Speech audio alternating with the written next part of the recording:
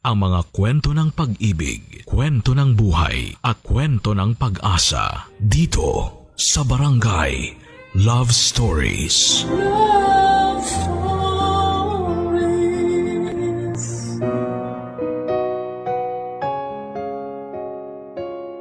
Maswerte ka kung makikilala mo ng maaga yung taong gusto mong makasama ng panghabang buhay. Ngunit mahirap mabuhay sa isang sitwasyon na nabuo dahil sa isang malaking kasinungalingan. Ang isang relasyon ay mas nagtatagal at mas tumitibay kung pareho kayong tapat sa isa't isa. Walang madidiskubreng lihim na sisira sa inyong pagsasama. Sa pagpapatuloy ng kwento ng kabarangay nating si Dex, nadiskubre niya ang lihim ng itinuring na niyang asawa na si Queen. Ano kaya ang gagawin ni Dex matapos niyang madiskubre ang lihim na yon? Yan ang mapapakinggan natin ngayong araw dito lamang sa mga kwento ng pag-ibig, buhay at pag-asa sa nangungunang Barangay Love Stories. Dear Papa Dudut, isang mapagpalang araw sa iyo at sa lahat ng mga nakikinig ngayong araw. Ako po si Dex, dati akong palikero.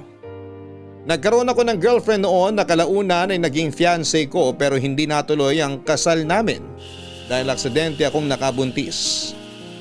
Hindi naging madali para sa akin na tanggapin ang batang bunga ng pagkakamali ko noon pero natutunan ko rin naman itong mahalin. Pati na rin ang kanyang ina. Kung kailan maayos na ang pagsasama namin at itinuturing ko ng asawa yung nanay nung bata, ay saka ko naman nadiskubre ang lihim niya. Papadudot matapos kong malaman na hindi ko naman pala anak ang panganay naming si Joseph ay nakipaghiwalay ako kay Queen. Ang alam ng mga bata ay magtatrabaho muna ako sa malayo pero ang totoo ay gusto ko nang makalayo sa babaeng nanloko sa akin. Sa tagal ng panahon niya akong pinaniwala sa kasinungalingan niya. Hindi madali para sa akin na magpatawad at tanggapin na lamang ang lahat. Kaya naman kinagabihan ang araw na malaman ko ang lahat ay nag-impake na ako ng mga gamit ko at nagpa siyang lumayo na muna. Sa galit ko noon ay ginugol ko ang oras ko sa pagpaparty at sa madalas na pag-inom. Sa madaling salita ay nagbuhay binata ako, Papa Dudut. Nakipag-meet ako sa kung sino-sinong babae at gaya ng gawain ko noon. Wala akong intensyon na makipagrelasyon sa kanila, Papa Dudut. Nakipagkita lamang ako para magpalipas ng init ng katawan. At ganoon din naman sila kaya hindi yon naging problema. Sinubukan akong tawagan ni Queen at maraming beses niyang ginawa yon. Pero ni isa sa mga tawag niya ay wala akong sinagot, Papa Dudut. Parang naging bato ang puso ko pagdating sa kanya. Ayoko siyang makita at mas lalong ayokong marinig ang boses niya dahil baka isa na namang kasinungalingan ang lumabas sa bibig niya. Ayoko nang magpaloko ulit. Sa paghihiwalay naming dalawa para ako nagkaroon ng kalayaan. Pansamantala kong kinalimutan ang problema ko. Pero nang muli kaming magkausap ng kaibigan kong si Leo, ay may nalaman ako mula sa kanya, Papa Dudut.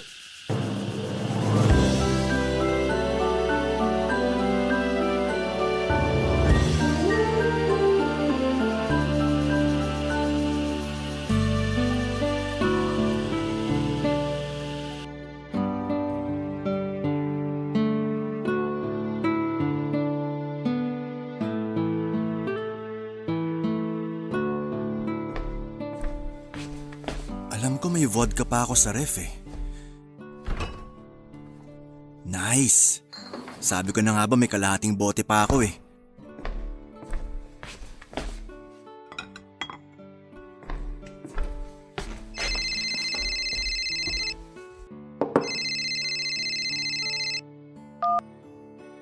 Oh, Leo! Napatawag ka. Mangungumusta lang sana.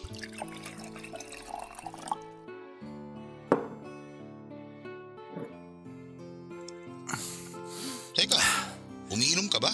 Oo, Mukha Napapadalas na naman yan ah. Kailan ka pa naging mahinang nilalang? Sira ulo. Ngayon lang to. Rest day ko ngayon tsaka tinatamad pa ako lumabas. Wala rin naman akong gagawin dito, kaya uminom na lang ako mag-isa. Layo naman kasi ng tinutuluyan mo. Eh di sana, dinamayan kita dyan sa paglalasing mo. Sino bang naglalasing? Huwag mo na itanggi tol. Wala ka na maililihim sa akin.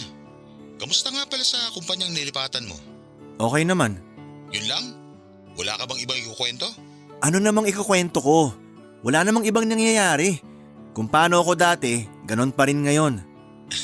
Di mo pa diniretso na nagbubuhay binata ka ngayon tol.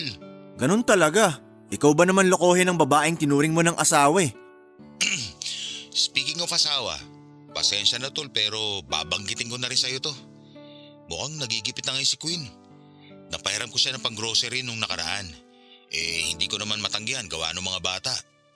Tol, wag mo sana mamasamain pero wala ka pa bang balak na bumalik? Tol, ayokong pag-usapan si Queen at yung mga bata. Naiintindihan ko naman yung galit mo pero tol, tatay ka pa rin ni Ellie. Nadadamay na rin siya sa mga nangyayari. Ay, magkano ba inutang ni Queen sa'yo? Ako nang magbabayad, pero wag mo na muna sasabihin sa kanya. Sigurado ako matagal pa yun makakabayad sa utang niya, kaya ako nang bahala. O sige, pero hindi pa naman ako naniningil. Nabanggit ko lang talaga sa'yo. Baka lang kasi interesado ka rin malaman yung sitwasyon nila ngayon. Eh ikaw, kumusta naman kayo ng pamilya mo? Okay pa rin naman. Maswerte nga kami na hindi kami nagkakaroon ng problema ng tulad sa inyo. Tol, kaya nga pala ako napatawag. Ano? Binitin mo pa? Sinimulan mo na rin lang naman, ituloy mo na. Hindi na ako magpapaligoy-ligoy, tol. Kilala ko na kung sino yung nakabuntis kay Queen. Sino siya? Bigay mo sa akin pangalan. Kailangan ko siyang makausap. Siya punot dulo nitong nangyayari sa buhay ko ngayon. Teka lang, kumalma ka muna. Pangalan pa lang kasi yung alam ko. Magtatanong-tanong pa ako. Yun naman pala eh. Tsaka ka na magkwento kapag buo na yung detalye. Kailangan ko talaga siyang makausap. Kasi hindi ako papayag na ako pa rin yung sasalo sa kagaguhan niya. Ano bang plano mo kapag nakausap mo na siya? Ano pa? Eh di ibabalik ko sa kanya yung anak niya? Di ko na problema kung paano niya tatanggapin yung bata.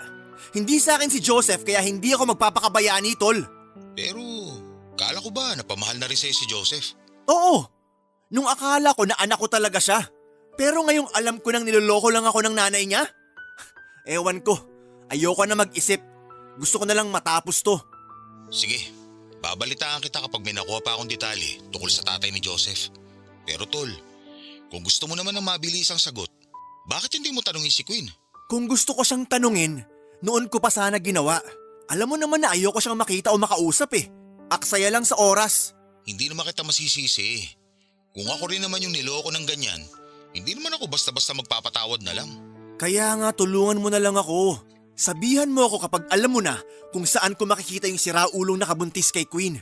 Kailangan niyang akuin yung pagiging ama dun kay Joseph.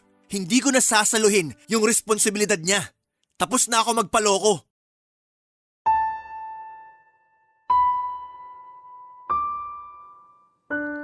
Kahit na ilang buwan na rin ang nakalipas mula noong umalis ako sa dati kong apartment ay hindi pa rin nabawasan yung bigat sa dibdib ko dahil sa nangyari sa akin, Papa Dudut. At dahil sa nalaman ko kay Leo ay parang nabuhayan ako ng pag-asa na matatapos na rin yung kalokohang ginawa ni Queen sa akin. Plano ko na ipaako ang bata sa lalaking nakabuntis sa kanya. Dahil unang-una ay hindi ko naman dapat responsibilidad yon. Isa pa ay tuwing nakikita ko sina Queen at Joseph ay bumabalik din sa akin kung gaano kasakit yung nangyari noong hiniwalayan na ako ni Kate. Buti pa nga si Kate, kasal na siya at mukhang maayos naman ang buhay na meron siya. Samantalang ako ay naging biktima ng isang manloloko. At ang masakla pa roon ay tumagal pa ng ilang taon yung pang-uuto sa akin. Pakiramdam ko tuloy na ako yung pinaka-estupidong tao sa mundo para maloko ng ganon.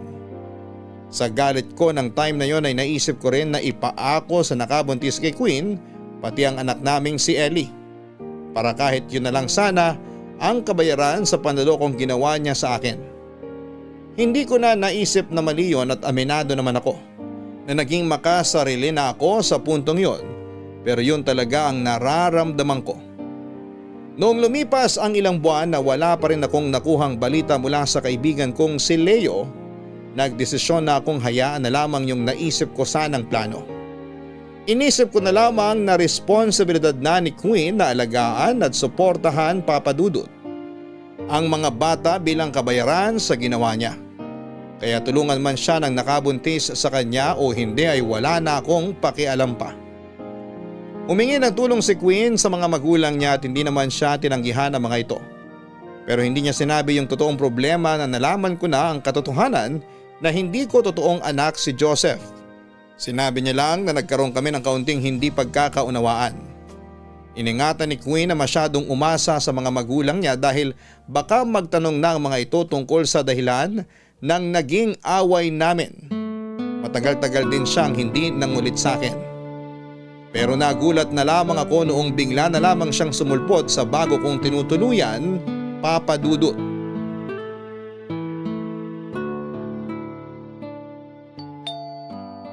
Sandali lang.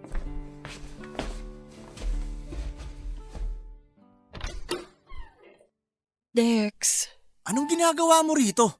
Tsaka paano mo nalaman na dito ako nakatira? pasensya ka na. Nakiusap na kasi ako kay Leo. Kailangan kitang makausap. Para saan pa? Hindi ka pa ba nakontento sa panloloko mo? Nabitin ka pa yata eh. Dex naman. Hindi ako nagpunta rito para dugtungan pa yung pagsisinungaling ko sa'yo. Kahit kumpirmahin mo pa kay Leo yung mga sasabihin ko, ayos lang sa akin. Gusto ko lang patunayan na magsasabi na ako ng totoo ngayon. Ano bang kailangan mo? Pera? Nahiya ka pang sabihin. Sa itsura mo pa lang, alam ko ng pera yung pinunta mo rito. Siguro, baon na baon ka na naman sa utang at hindi ka na pinapatulog ng mga inutangan mo. Alam kong nakakahiya, pero nandito ako para humingi ng suporta para sa mga bata. Please naman, Dex. Kailangan namin ng tulong mo. Hindi ko na to kaya ng mag-isa. Sana naisip mo yan bago mo ako pinagmukhang tanga. I'm sorry. Sabihin mo sa akin kung anong pwede kong gawin para mapatawad mo ko. Gagawin ko kahit ano. Huwag mo lang pabayaan yung mga bata. Ang gusto kong gawin mo, umalis ka na at huwag ka na ulit magpapakita sa akin. Yun lang yon, Queen. Please, Dex. Kahit para sa mga bata na lang. Tigilan mo nga yung kakagamit mo sa mga bata para patawarin kita. Ikaw yung may malaking kasalanan sa akin. Kung problema mo yung panggastos yung tatlo, bakit hindi ka lumapit sa nakabuntis sa'yo? Ipaako mo na rin sa kanya pati si Ellie. Ikaw naman ang ama ni Ellie. Ako yung may kasalanan sa'yo kaya sana huwag mo naman silang idamay sa pagpapahirap mo sa akin. Huwag na nating idamay yung mga anak natin. Mga anak natin? Hindi ko anak si Joseph. Ibang lalaki yung nakabuntis sa'yo. Baka nakakalimutan mo. Pero anak mo si Ellie. Kaya gusto mo ituring ko na ring anak si Joseph? Ibang klase rin yung kapal na mukha mo. Alam mo, mas mabuti bang umuwi ka na lang. Wala kang mapapala sa akin. Ganyan ka na ba katigas ngayon? Kaya mo na bang pabayaan na lang yung mga anak mo? Nangako ka noon na magiging responsable kang ama. Tama! Ikaw na nga rin yung may sabi. Noon. Nangako ako noon. Iba na ngayon. Suporta lang naman ang hinihingi ko.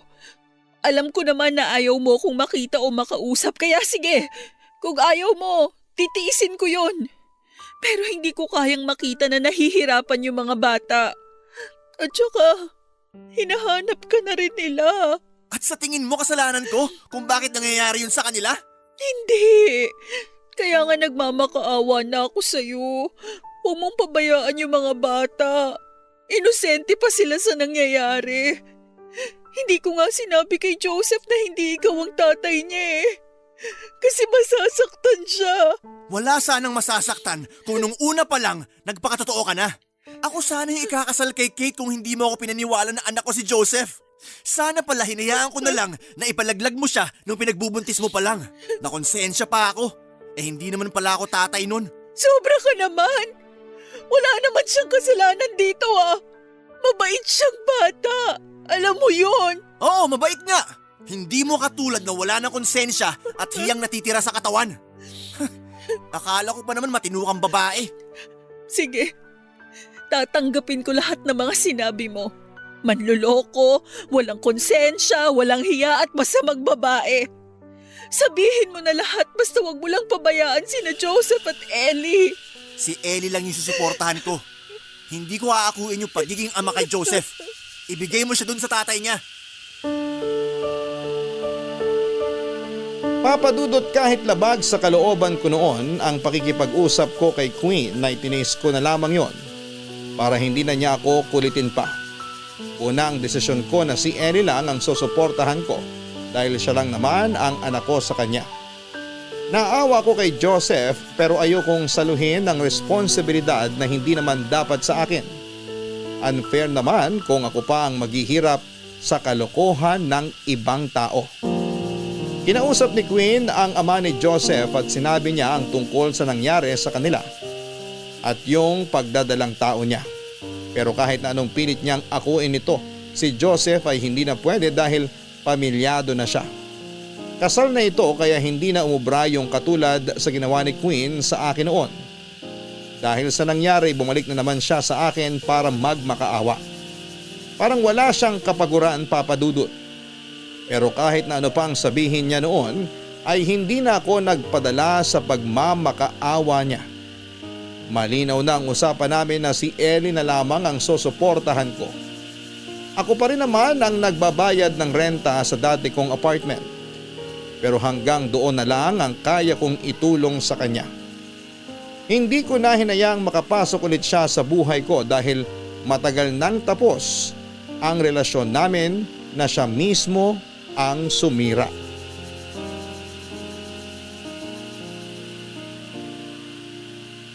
Papadudod sa kabila ng mga nasabi ko ay hindi ko pa rin may tatanggi na naaawa ko noon sa kalagayan ni Joseph.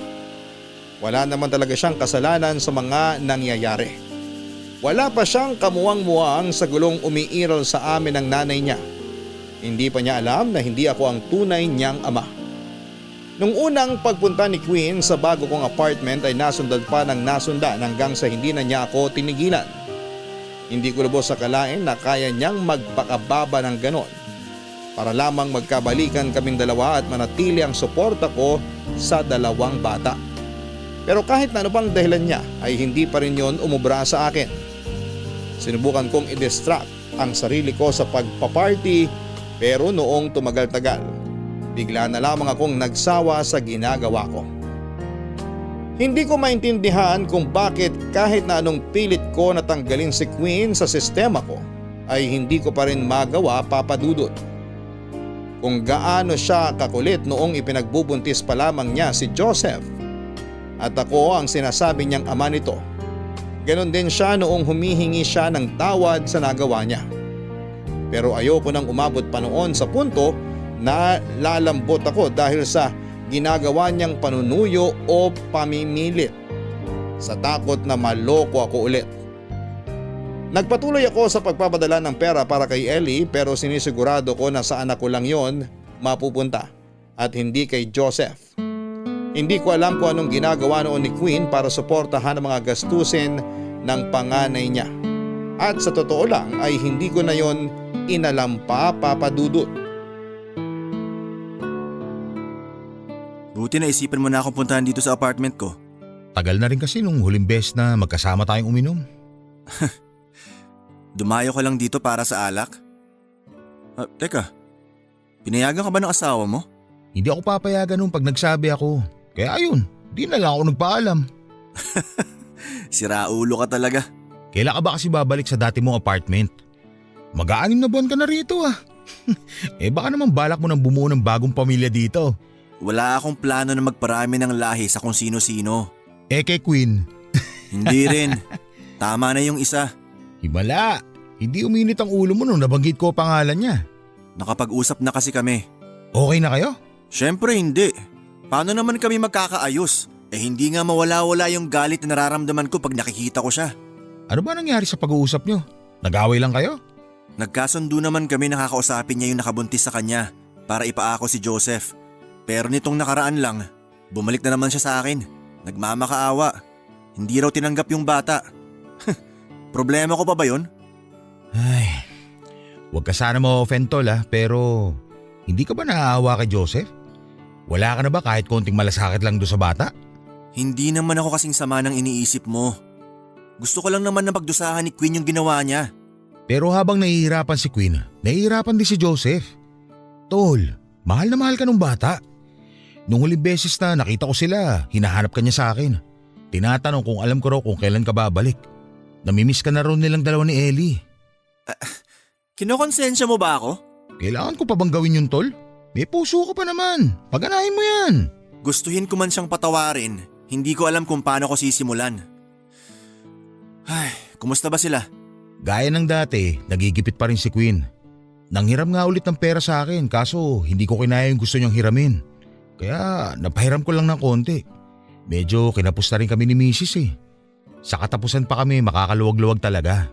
Tatawagan nga sana kita pero naisip ko baka pag-awayan niyo lang yun. Kung problema sa pera at sa'yo lumapit, pwede mo namang sabihin sa akin. Pag sa akin okay lang na lumapit siya. Pero pag sa'yo tinataboy mo. Tapos kapag pinahiram ko, binabayaran mo naman. Bakit kaya hindi mo na lang bigyan ng pera? Magkano ba inutang niya sa'yo? 3,000 lang, Tol. Yun na lang yung nakayanan ko ipahiram eh. Sabi niya, gagamitin niya daw pagpapacheck up. Pampa-check up? Bakit? May sakit ba siya? Sa pagkakalam ko, nung huling kita namin, may trangkaso siya. Tapos ilang araw na rin nilalagnat yung anak mo si Ellie. Ano? Bakit di niya sinasabi sa akin? Paano nga sasabihin kung ayaw mo naman kausapin? Sabi niya, hindi ka sumasagot sa mga tawag niya. Pinupuntahan ka niya rito pero hindi mo naman daw pinagbubuksan. Kaya malamang, ginawa niya na lang ng paraan. Wala naman siyang ibang pwedeng gawin kundi mangutang. Kumusta si Ellie ngayon? May sakit pa rin ba? Yun ang hindi ko alam. Mas mabuti siguro kung pupuntahan mo na lang. Seryoso ka ba? Alam mo kung anong mangyayari pag bumalik ako doon. Makikita ako ni Joseph at aasa pa yung bata. Eh di mamili ka. Anak mo o yung galit mo kay Queen?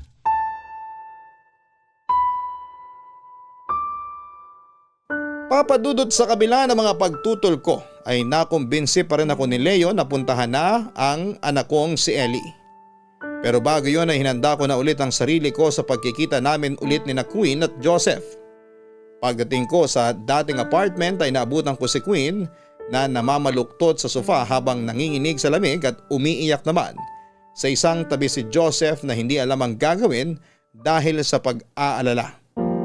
Nakonsensya ako sa naabutan ko. Totoo nga yung mga sinabi ni Leo. Bumili ako ng gamot para kay Queen at nagluto na rin ng pagkain para sa kanila ng mga bata. Hindi muna ako umalis doon hanggat hindi mabuti ang pakiramdam niya. Nag-leave ako sa trabaho para may kasama ang mga bata habang nagpapagaling siya. Noong bumuti ang pakiramdam niya ay doon lang kami muling nakapag-usap. At sa pagkakataong yun ay mas maayos at mas mahinahon na kaming dalawa, Papa Dudut. Hindi ko naman may tatanggi na mahal ko pa rin si Queen sa kabila ng panluloko niya sa akin. Kaya naman kinagabihan din noong mismong araw kung kailan dinalaw ko sila ay medyo nagkaayos na kami. Nagdesisyon na akong bumalik sa apartment pero hindi namin pinag-usapan ang tungkol kay Joseph.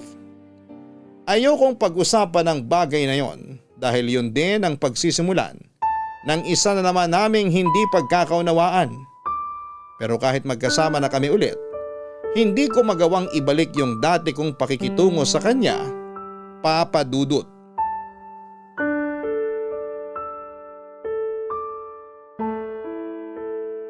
Bakit hindi ka pa kumakain?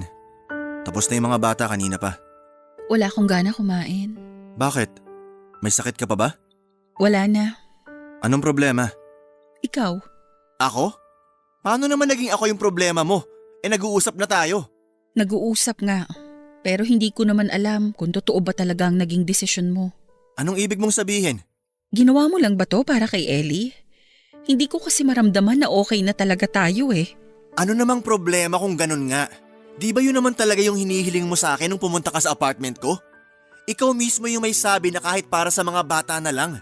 Ibig sabihin, hindi ko kailangan maging sweet sa'yo para iparamdam na okay tayo. Akala ko kasi… Akala mo ano? Na nandito ako kasi tanggap ko na lahat? Nandito ako para magpakaama sa anak ko.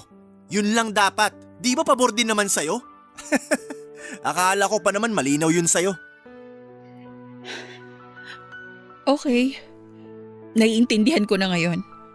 Hindi na ako dapat mag-expect ng kahit ano. Kailangan ko na sigurong tanggapin na hindi na magbabago yung tingin mo sa akin. Kaya tama ka. Para sa mga bata na lang. Pero may hihilingin sana ako sa'yo. Ano yon? Hayaan mo sanang ako na lang yung magsabi kay Joseph na hindi ikaw yung tunay niyang ama. Ako na lang ang magpapaliwanag sa kanya para hindi siya masyadong masaktan. Ay, may magagawa ba ako? Kung di naman ako papayag sa gusto mo, ipipilit mo pa rin naman eh. Ganun ba talaga yung tingin mo sa akin? Hindi na dapat tinatanong yan. Nung una pa lang mahilig ka ng mamilit. Gagawin mo lahat, mangyari lang yung gusto mo. Wala kang pakialam sa buhay na masisira mo kung sakali. Pasensya ka na. Nasabi mo na yan. Yung sorry mo kapag paulit-ulit, hindi na sincere. Sige, para hindi ka na magalit, hindi ko na sasabihin yon. Wala na akong babanggitin na kahit na anong ikagagalit mo. Mabuti naman kung ganon. Oh, eto yung debit card ko. Nandyan na rin sa card holder yung pin niyan. Hindi ka na mangungutang kay Leo o kahit na kanino. Bayaran mo na rin yung mga inutang mo. Baka magulat na naman ako na bigla na lang may mag-chat sa akin para sabihing matagal ka nang hindi nakakabayad ng utang. Hindi mo ba naiisip? Nakahihiyan ko rin yung ginagawa mo? Nagmumukha akong irresponsableng ama sa dami ng utang mo. Kung hindi ko naman ginawa yon, magugutom yung mga bata. Ay, basta bayaran mo na lang yung mga utang mo. Nauna ko nang bayaran yung kay Leo. Sige, salamat. Hindi mo kailangan magpasalamat. Pero salamat pa rin. Kasi hindi mo kami pinabayaan. Kahit na alam kong galit ka pa rin sa akin. Tigilan mo na yung kadramahan mo, pwede? Si Ellie, gising na ba? Tulog pa. Pakigising mo na. Isasama ko siya mamaya. Saan kayo pupunta? Ipapasyal ko yung anak ko. Hindi mo ba isasama si… Hindi. At hindi mo ako mapipilit na isama siya.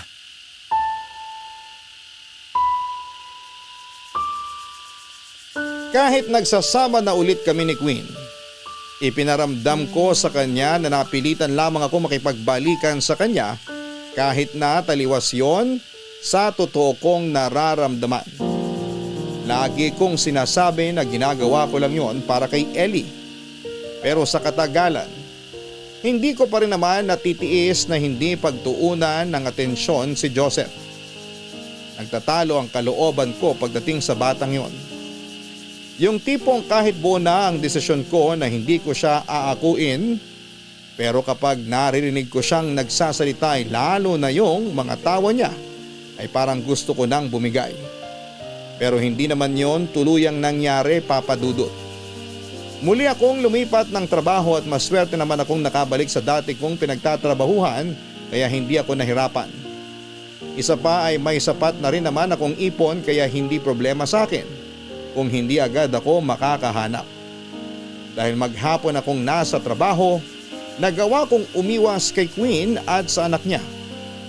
Magkahiwalay din kami ng tinutulugan. Hindi tulad noong magkasama kami sa isang kwarto. Maraming pagkakataon na gusto ko siyang lapitan.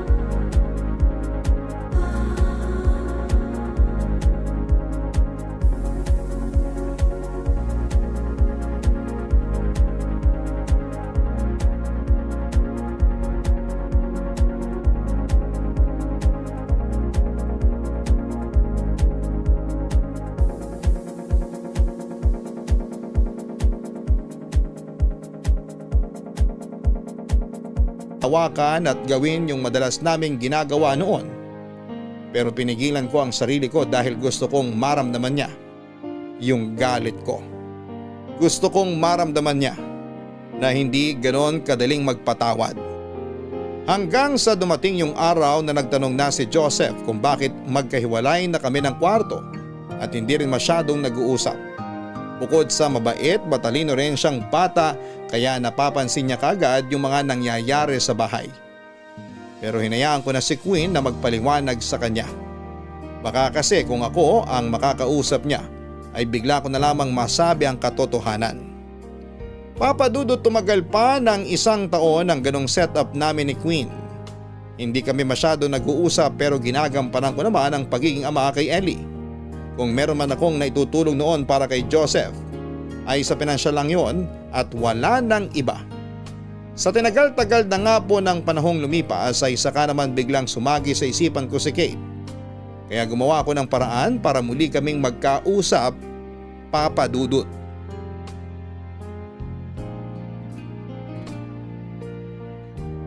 Papa Dudut, dahil sumagi sa isipan ko si Kate ay bigla akong naging interesado sa kalagayan niya. Gusto kong malaman noon kung nagpatuloy ba yung relasyon nila ng asawa niya o nauwi na sa hiwalayan. Hindi ko alam pero may parte pa rin sa akin ang umaasa na sana ay may pag-asa pa yung naudlot naming relasyon. Sinubukan ko siyang hanapin sa Facebook para sana kumustahin at hindi naman ako nahirapan dahil nakilala ko kaagad ang profile picture niya. Nag-send ako ng friend request at nag-message sa kanya kahit na alam ko na hindi niya agad yon makikita. Pero ilang linggo na ang nakakalipas ay wala pa rin siyang sagot. Hindi rin niya inaccept ang friend request ko. Si Queen naman ay dahil alam na niya na si Ellie na lang ang itinuturing kong anak ay ilang beses pa rin pinupuntahan ang nakabuntis sa kanya. Naggalit ako sa kanya noong nagkita sila ng lalaki. Siguro kasi hindi ako handa. Hindi niya kasi sinabi sa akin na magkikita sila tapos ay natsyempohan ko sila sa loob ng isang restaurant na nadadaanan ko tuwing pauwi galing sa trabaho. Sa nakita ko ay mukhang masaya naman sila noong nag-uusap. Kaya hinintay kong makauwi si Queen para tanungin kung ano ang pinag-usapan nila ng lalaking yon.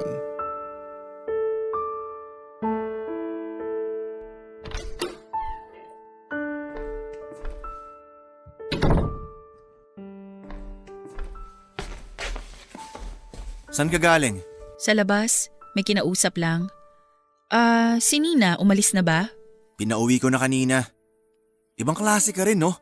Siya pa talaga yung pinagbantay mo sa mga bata para makipaglandian sa ibang lalaki? Lumabas lang ako para subukan ulit kumbinsihin yung tatay ni Joseph. Pasensya na. Hindi ko na kasi alam yung gagawin ko eh. Naaawa na ako sa anak ko. Nagpapasalamat naman ako na nandito ka para kay Ellie. Pero hindi lang naman siya yung nangangailangan ng ama eh. Dami mo pang sinasabi. May napala ka ba sa lakad mo? Siguro naman sa tagal nyo nag-usap, nakumbinsi mo na siya. Hindi pa rin eh. Nagbigay lang siya ng konting panggastos kanina. Pero hanggang doon na lang daw yung kaya niyang ibigay. Ayaw niyang magpakita kay Joseph. Ganun siya ka-irresponsable? Hindi siya nangako ng kahit ano. Sabi niya, sana raw, yun na yung huling beses na magkakausap kami. Kapag nalaman kasi ng asawa niya yung tungkol doon, hihiwalayan siya kaagad. Ganun din naman ako nun ah. Relihiyoso rin ang pamilya niya. Ayaw nila ng kahihiyan kaya iniingatan niyang malaman ng mga magulang niya yung nangyari sa amin. Kaya pala pumayag ka na lang sa gusto niya. Wala na akong magagawa. Mahal na mahal niya yung asawa niya, Dex. Mahal na mahal ko rin noon si Kate. Pero nagpumilit ka na panagutan ko yung anak mo sa iba. Sinira mo kami! Hinayaan ko na siya kasi naiintindihan ko naman siya. Halos pareho lang kami ng sitwasyon sa pamilya namin. Wow! Buti pa siya naiintindihan mo. Samantalang nung ako yung nasa posisyon niya na kinukulit mo para sa ipinagbubuntis mo, hindi mo ako naintindihan. Pinilit mo lang yung gusto mo kasi makasarili ka. Kaya ba galit na galit ka pa rin sa akin? Kasi gusto mo pa rin na maging kayo ni Kate? Nanghihinayang ka pa rin ba na hindi kayo yung nagkatuluyan? Kung sabihin kong oo.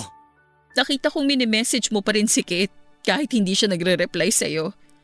Kaya sigurado ako, Mahal mo pa rin siya. Karapatan ko naman sigurong mahalin yung gusto ko, di ba? At ikaw, wala kang karapatan na makialam sa mga ginagawa ko at ganoon din sa personal kong gamit. Hindi mo naman malalaman na nag-message ako kay Kate kung di mo pinakailaman gamit ko eh. Tsaka kung makipag-usap man ako sa kanya o makipagkita, ano naman sa'yo? Hindi mo na ba talaga ako mapapatawad kaya mas gusto mo akong saktan? Hindi ko alam, Queen. Kung single ba ngayon si Kate, babalikan mo ba siya? Kung gusto mo ng makatotohanang sagot, oo, babalikan ko siya. Kasi kami naman talaga dapat yung magkasama, kundi ka lang ng gulo. Sana ako na lang si Kate. Ang swerte-swerte niya. Kasi mahal na mahal mo siya. Minahal din naman kita, pero sinamantala mo yun. Ginamit mo yung pagmamahal ko sa'yo para magmukha akong tanga. Hanggang ngayon nga, hindi pa rin ako makapaniwala na may nakapanloko sa akin eh. Ang masaklap lang dun, sa dinami-rami ng tao na manloloko sa akin, ikaw pa. Kung kailan mas mahal na kita kaysa kay Kate.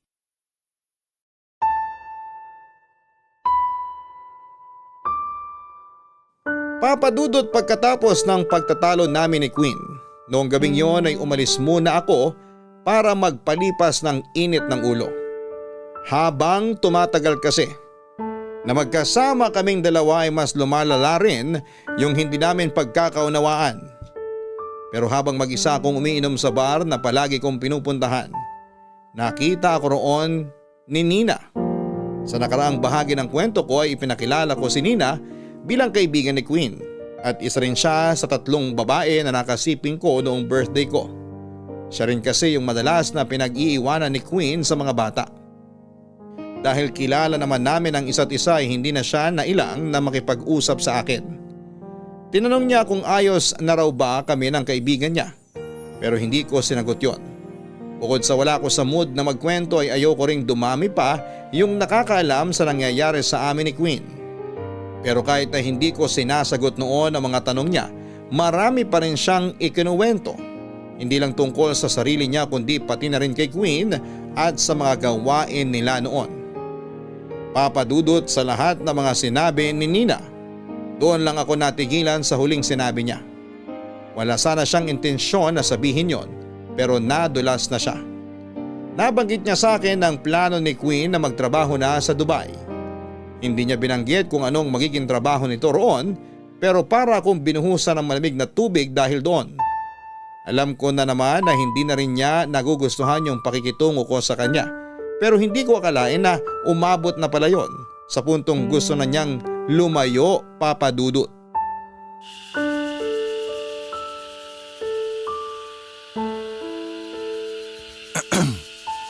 Tulog na ba yung mga bata? Oo, hindi ka na nila nahintay. Sabi ko naman sa kanila may kailangan ka lang asikasuhin. Okay. Kumain ka na ba? Oo, ikaw baka nagugutom ka, ipaghahain kita. Hindi, wag na. Hindi naman ako nagugutom. Pasensya ka na nga pala kanina. Nagalit ka na naman dahil sa akin. Huwag ka mag-alala, matatapos na rin to. Anong ibig mong sabihin? Wala. Wala naman. May hindi ka sinasabi sa akin. Alam mo namang ayoko ng sinungaling, di ba? Kaya kung may gusto kang sabihin, wag mo nang patagalin. Actually, meron talaga. Pero alam kong ikakagalit mo lang din yon. Kaya hindi ko na lang sinabi sa'yo. Aalis ka. Paano mo nalaman? Hindi na mahalaga kung kanino ko nalaman. Paano yung mga bata? Si Ellie, pwede mo naman paalagaan. Mas gusto mo pa talaga na ibang tao yung mag-aalaga sa kanya? Ikaw dapat yung gagawa nun. Masyado pa siyang bata para paalagaan sa ibang tao. Wala akong choice, Dex. Si Ellie, hindi ko kailangang alalahanin kasi nandyan ka. Suportado mo siya. Pero paano naman si Joseph? Anak ko rin siya. Kailangan kong paghandaan yung future ng anak ko. Kaya mas pinipili mo siya kaysa kay Ellie?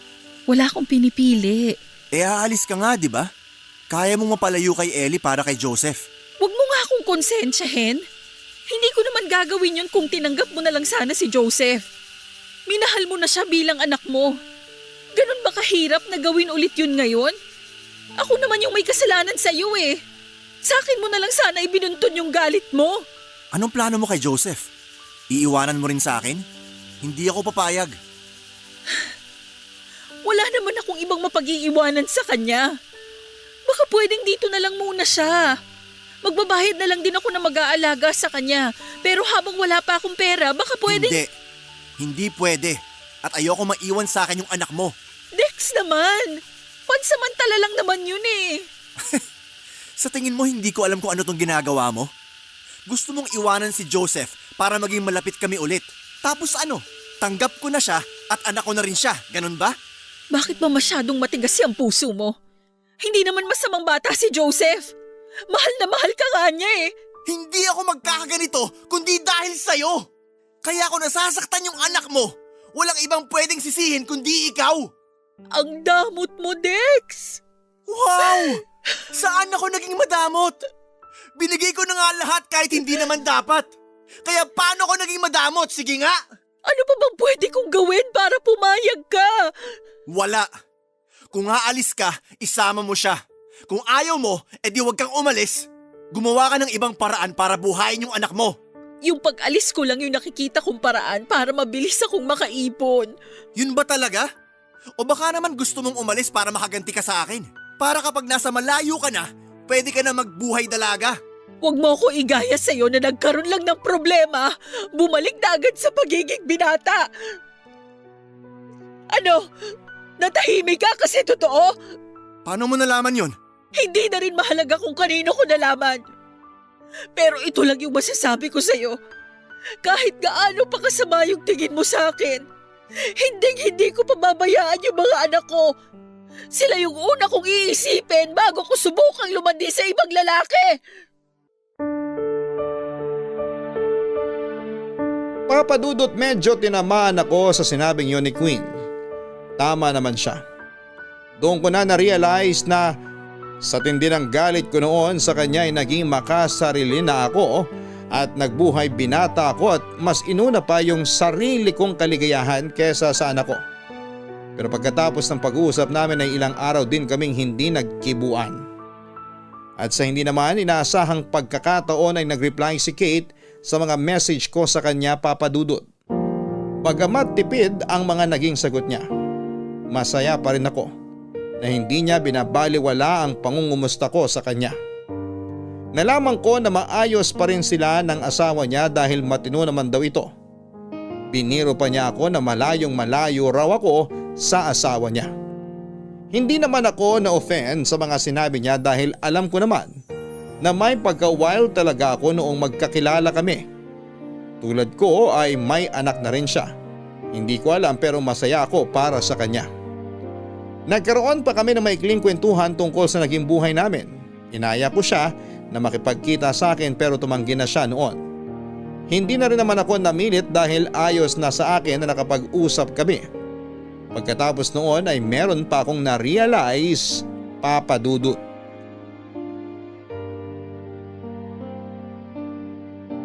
Papadudot, desidido na noon si Queen na umalis papunta ng Dubai para magtrabaho. Nagsimula na siyang mag-asikaso ng requirements kaya alam ko na tuloy na talaga siya noon. Nakaramdam ako ng awa sa kanya noong nalaman ko na nangutang siya kay Nina ng panggastos. Bukod pa roon ang utang niya kay Leo at sa isa pa niyang kakilala para lang mabuo ang halagang kailangan niya. Nangako raw si Queen na magbabayad ng utang kapag nakailang buwan na sa trabaho at dadagdagan na lamang ng interest. Plano niya rin na iwan na lamang si Joseph kay Nina at babayaran na lamang ito sa pag-aasikaso sa bata. Sakto rin kasi noon na nagsimula na sa work from home setup si Nina kaya may oras pa itong mag-alaga ng bata kung sakali. Noong makita ko mga gamit ni Queen na nakahanda na para sa pag-alis niya ay medyo napaisip na ako. Pero nagtatalo pa rin ang isipan ko kung ano ang dapat kong gawin kaya tinawagan ko ulit si Kate. Sumagot naman siya pero tumanggi na siyang makipag-usap. Nakiusap lang ako kahit kaunting oras para marinig kung ano pa ang mga sasabihin niya. Pinayuhan naman niya ako matapos kong sabihin na paalis na si Queen. Dahil doon ay parang naliwanagan ako, Papadudot.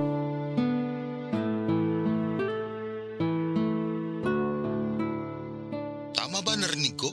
Nakausap mo na si Kate? Oo, Tol. Pambira. Bakit naman tinawagan mo pa yung tao?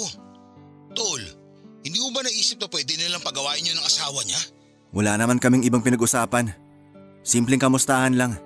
Tsaka ano namang masama doon? May pinagsamahan pa rin naman kami kahit papano. Kahit na. Siyempre, alam naman na siguro ng asawa niyang ex-fiancé ka ni Kate, di ba? Doon pa lang nakakaselos na yun. Paano pa kaya yun nagkwentuhan kayo? Humingi lang naman ako ng payo sa kanya tungkol sa sitwasyon namin ni Queen. Sus, para-paraan ka rin no? Nandito naman ako na pwede mong tawagan 24/7, pero si Kate pa talaga? Umamin ka nga, tol. Hanggang ngayon ba, may nararamdaman ka pa rin sa kanya? Baka kasi may natitirap ng pagmamahal dyan sa'yo para kay Kate. Tol, maniwala ka man o hindi, wala na. Wala na talaga. Sinabi ko lang talaga kay Queen na mahal ko pa rin si Kate para masaktan siya. Galit na galit ka kay Queen, pero selos na selos ka naman sa tatay ni Joseph. Ibang usapan naman yon. O sige, iba na kung iba. Pero yung pakikipag-usap mo kay Kate, hindi na dapat maulit yun. Hindi tama na sa kanya ka pa hihingi ng payo. Kahit na wala ka namang ibang intensyon, isipin mo pa rin yung mararamdaman ng asawa niya. Alam ko naman yon. Kaya nga last na yon, di ba? Tsaka nakapag-isip-isip na rin naman ako sa sinabi ni Kate. Pero ikaw tol, sa tingin mo ba dapat ko nang hayaan na magtrabaho sa Dubai si Queen? Sira ulo ka kung hahayaan mo siya umalis. Alam mo kasi tol, isang beses ka lang naman niya niloko. Sa totoo lang, naiintindihan ko nga siya kung bakit niya ginawa yun eh. Ang mali niya lang, ikaw pa yung nabiktima niya kung kailan ikakasal ka na. Pero wala na ako magagawa ron. Masaya na si Kate sa pamilya niya ngayon. Yung problema ko sa pamilya ko ngayon yung kailangan kong ayusin. Isa lang naman yung solusyon dyan eh. Suyuin mo si Queen. Huwag mo siyang hayaan na umalis. Kasi kapag malayo na siya sa'yo, baka mas lalong tumigas yung puso nun. Baka pagbalik niya dito sa Pilipinas, hindi ka na niya mahal. Corny mo. Tawagan mo na lang ako pag nangyari na yung sinasabi ko. Parang siguradong sigurado ka talaga. Oo, kaya huwag mo nang palisin si Queen. Suyuin mo na. Kaya-kaya mo na yan. Paano si Joseph? Hindi naman kailangan na tanggapin mo kagad si Joseph kapag nagkaayos na talaga kayo. Humingi ka pa ng sapat na panahon kay Queen. Maiintindihan ka naman niya. Mabait at maunawain yung pagkakakilala ko sa kanya. Kaya sigurado ako na maiintindihan ka nun. Saka, huwag mo na paabutin sa puntong habulin mo siya papuntang airport ha. Wala kayo sa pelikula. Ikaw lang gagawa nun. Actually, plano ko na siyang kausapin mamaya pag uwi niya. Kanino ko pa nga siya hinihintay na umuwi eh. Hintay mo na lang umuwi. Hina mo naman tol. Ipagluto mo. Tapos pag uwi niya, asikasuhin mo kagad. Di ba masyadong OA yun? Parang guilty naman ako sa ginawa ko nun. Kaya mo nga gagawin yun para bumawi sa kanya. Makikipag-ayos ka tol. Hindi ka makikipagpataasan ng pride, okay? Oo na, sige na. Salamat ah. Saka ko natatanggapin yung pasasalamat mo kapag okay na kayo.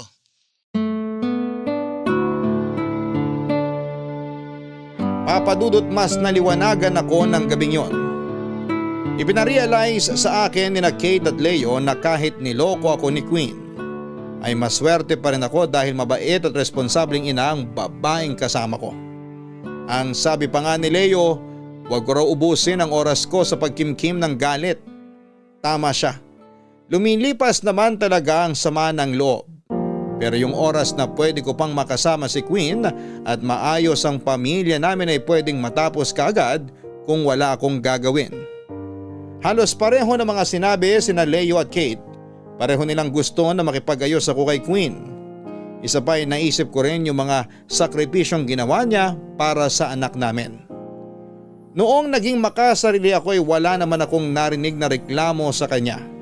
Kahit na pinabayaan ko na silang mag-ina. Humingi lang siya ng tulong noong hindi na niya kaya. Papadudot hindi kami kaagad nakapag-usap ni Queen nang makauwi siya. Inabutan na kasi ako noon ng antok pero noong nagising ako ay narinig ko na may umiiyak sa kabilang kwarto. Kahit na hindi ko tignan ay alam ko na si Queen yon. Pinuntahan ko siya pero hindi ako kaagad nakalapit nang makita ko kung gaano siya kalungkot habang pinagmamasdan sina Ellie at Joseph na magkatabing natutulog. Parang nilamon ako ng konsensya sa mga nakita ko, Papadudot.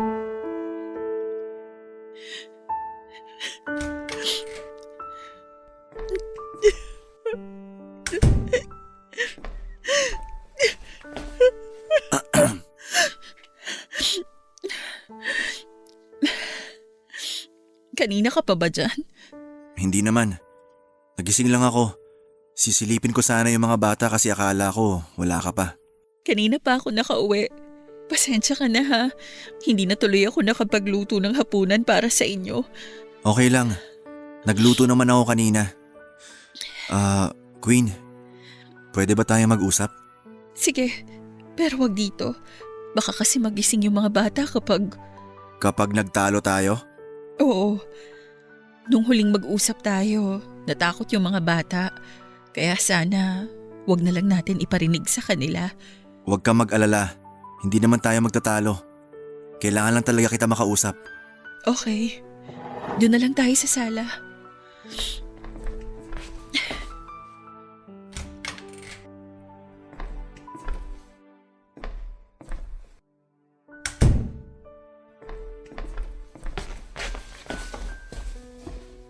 Upo ka muna.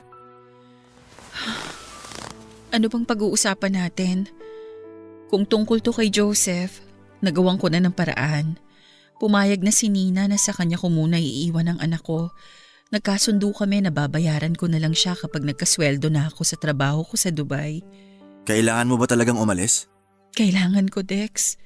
Sarili ko na lang yung meron ako ngayon at may anak ako na umaasa sa akin. Hindi na pwedeng wala akong gawin. Alam ko at naiintindihan ko naman yung rason mo. Kaya kung papayag ka, ako nang bahala sa mga gastusin. Ako nang bahala sa lahat, kahit sa pampaaral kay Joseph. Sigurado ka ba sa sinasabi mo? Araw-araw mo siyang makikita. Palagi akong hihingi ng pera sa'yo para sa kanya. Ayoko naman na palagi na lang natin pagtatalunan yung suporta para sa isa ko pang anak. Masakit din kasi yun sa akin bilang nanay niya. Alam ko, pero seryoso ako sa sinabi ko na ako na rin yung gagastos para kay Joseph. Hindi ka magagalit? Hindi. Sabi ko nga ako nang bahala sa lahat. Bibigyan kita ng access sa bank account ko. Pwede mong kunin dun yung mga kailangan nyo kung nahihiya ka magsabi sa akin. Kung may gusto kang bilhin para sa sarili mo, dun mo na rin kunin. Seryoso ka ba? Seryoso ako, Queen. Kaya ko naman kayong suportahan. Wala naman akong duda ron. Ang iniisip ko lang kasi, nakakahiya naman kung magiging pabigat din ako sa'yo. Paano ka naman magiging pabigat? Teka nga, bakit mo ba ito ginagawa?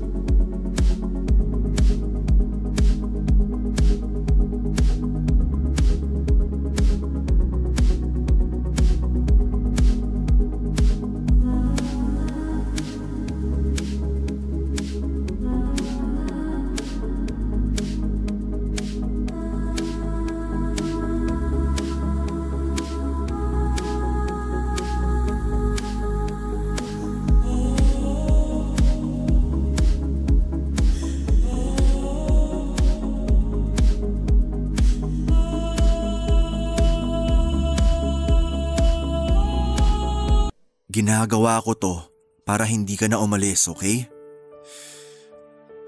Sorry sa mga nasabi ko sa'yo last time. Sorry kung nainsulto kita. At sorry kung masyadong natagalan bago ko na-realize na… Na ano? Na hindi ko kayang malayo ka sa akin. Ibig bang sabihin? Tanggap mo na si Joseph? Aakuin mo na ba siya? Hindi, hindi pa. Bigyan mo lang ako ng mas mahaba pang panahon, okay? Queen, hindi pa kasi ako makapagdesisyon sa ngayon. Isa pa, kailangan ko rin makausap yung tatay ni Joseph, pero hindi pa ngayon. Okay lang. Naiintindihan din naman kita. Tsaka nangako talaga ako sa sarili ko na kapag dumating yung point na desidido ka nang ayusin yung relasyon natin, iintindihin kita. Gaya ng ginawa ko sa tatay ni Joseph. Kahit na masakit din sa akin yung naging desisyon niya. Alam mo ba na mas lalo ka nakaka-inlove kapag ganyan yung mindset mo? Ganito na ako noon pa. Yung pagsisinungaling ko lang talaga yung sumira sa lahat. Kaya naging masama yung tingin mo sa akin. At yung tingin na yon, ang sisikapin kong baguhin ngayon.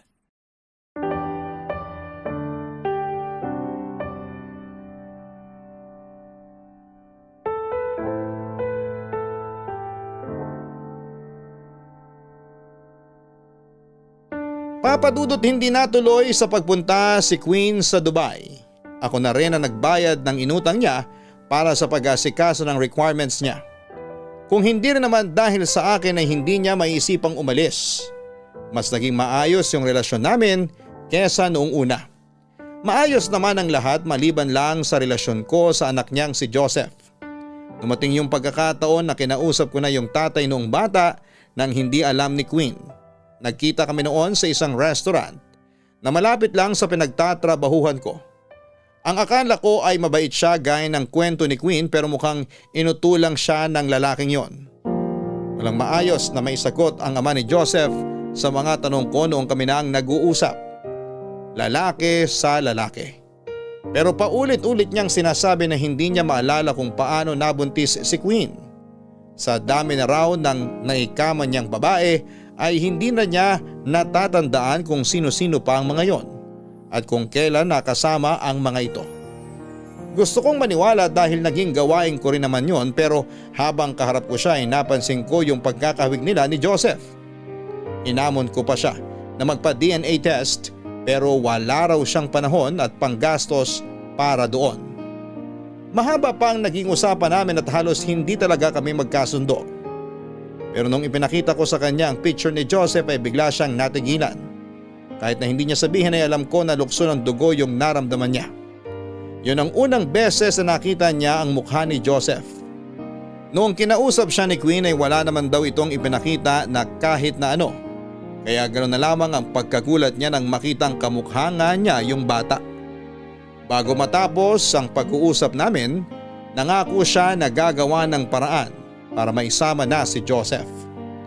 Hindi ko alam kung paano kinausap ng ama ni Joseph ang asawa nito pero ilang linggo lang matapos yung pag-uusap namin ay pumunta ito sa apartment. Yun ang unang pagkikita nila ni Joseph. Nakahinga naman ako ng maluwag noong mabilis silang nagkasundo ng bata. Umayag ito na kunin si Joseph pero sinigurado namin na magiging maayos ang kalagayan ng batang itinuring kong anak sa loob ng ilang taon.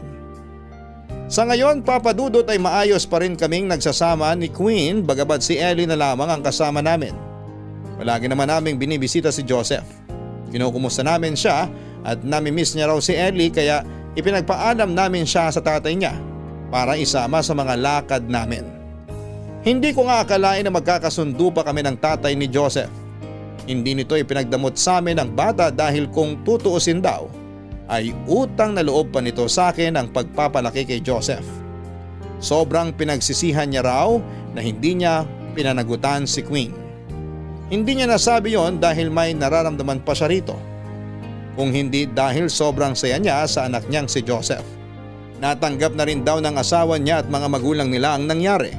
Kaya kampante na akong nasa poder na nila si Joseph. Siguro'y nagtataka yung ibang mga nakarinig nitong pinagdaanan ko. Maring iniisip nila na bakit hindi ko na lamang kinuha si Joseph at itinuring na anak kong mahal ko rin naman yung bata. Sinunod ko lang ang puso't kaluluwa ko. Mahal ko nga si Joseph pero hindi ako ang ama nito. Baliktarin man ng mundo, ang tunay na ama ni Joseph ang dapat na maging responsable para sa kanya. Isa pa ay karapatan din ng bata na makilala ang tunay niyang ama at yun din ang gusto kong mangyari. Maraming hindi sasang-ayon pero nakikita ko na napakaganda pa nga ng kinalabasan. Ngayon ay may 2 pamilya si Joseph na masasandalan. Papa Dudut, hanggang dito na lamang po ang kwento ko at maraming salamat po sa inyo at sa Barangay LS sa pagkakataong ibinigay ninyo sa akin na maibahagi ang kwento ko sa programa ninyo na nagbigay inspirasyon at pag-asa sa inyong mga tagapakinig. God bless Barangay LS. Ang inyong forever kapuso at kabarangay, Dex.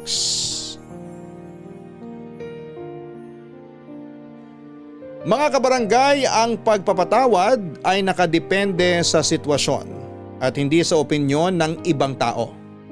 Madaling sabihin na magpatawad na lang tayo tuwing dumarating sa punto na yung tao namang nagkasala sa atin ang agrabyado. Mahirap ipilit ang pagpapatawad kung hindi pa ito bukal sa ating kalooban. Ganito po ang naranasan ngayon ng sender nating si Dex. Hindi pa niya kaya magpatawad dahil hindi pa siya lubusang nakakausad sa nangyari sa buhay niya. At nangyayari naman po ito sa kahit na sino. Hindi lahat makakapagpatawad sa loob lang ng ilang minuto o ng ilang araw. Hindi rin ito dapat na minamadali dahil ang tunay na kapatawaran ay nagbibigay ng kapayapaan at hindi ng bigat ng kalooban. Hanggang sa muli, ako po ang inyong si Papa Dudut sa mga kwento ng pag-ibig, buhay at pag-asa sa Barangay Love Stories number 1. Sabay-sabay nating pakinggan ang iyong kwento ng pag-ibig, buhay at pag-asa. Ipadala lang sa barangaylovestories@yahoo.com. Nagustuhan ng iyong napakinggan? Ituloy yan via live stream sa www.gmanetwork.com/radio.